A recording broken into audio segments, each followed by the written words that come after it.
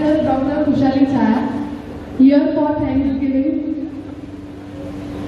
Good afternoon everyone. Respected Vice President Dr. Vishal Suri sir, Principal sir, beloved teachers and my dear friends. 5.5 વર્ષ પહેલા આપણે એક એવા સફરની શરૂઆત કરી હતી જેને આપણે એકદમ નજીક આવીને ઊભા છે. પણ આ ડેસ્ટિનેશન કરતાં આ જર્ની કંઈક વધારે બ્યુટીફુલ હતી. ખબર જ ના પડી કે આ 5.5 નીકળી ક્યાં ગયા. અને મારા મનમાં બહુ જ મિક્સ ઇમોશન્સ છે. ખુશી છે, નોસ્ટાલ્જિયા છે, થોડું એક્સાઇટમેન્ટ છે અને થોડું સેડનેસ પણ છે. કેમ કે આજ 2 દિવસ પછી અમારું બધા અલગ થઈ જતું.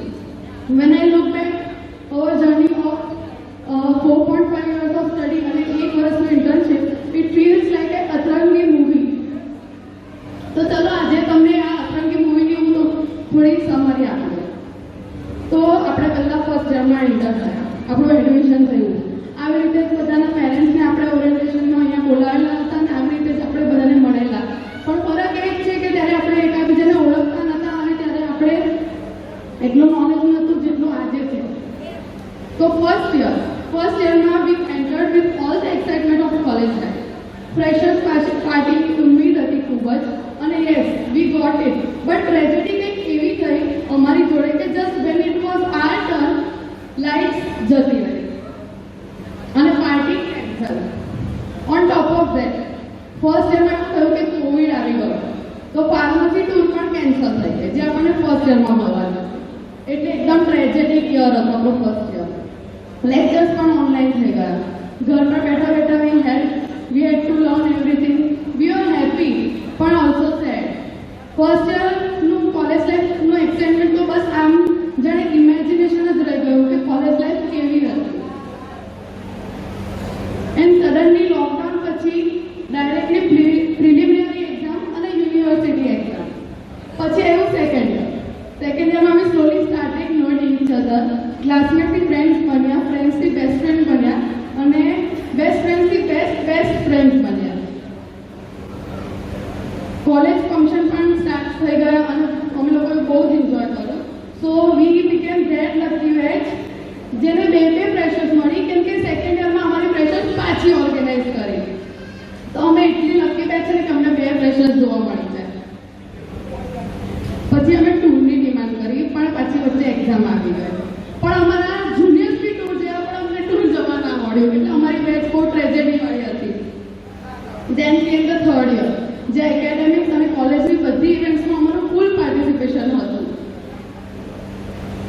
અને ફૂલ જોશ હતો અને ટીચર્સનો બી ફૂલ સપોર્ટ હતો અમારી માટે. અમે ટીચર્સની ફેવરેટ બેચ હતી. ફાઇનલી એક્ઝામ્સ આવી અને એક્ઝામ પછી એવો લમ્હો હતો જેનો અમને ઇંતજાર હતો કે અમારી ફાર્મસી ટૂર ક્યારે થશે અને જે કોવિડના લીધે અટકી ગઈ હતી એ અમારી થર્ડ યર પછી ટૂર આવી. ટૂરમાં અમે એટલા જલસા કર્યા છે, એટલી ટૂર હતી, એટલી મસ્ત ટૂર હતી.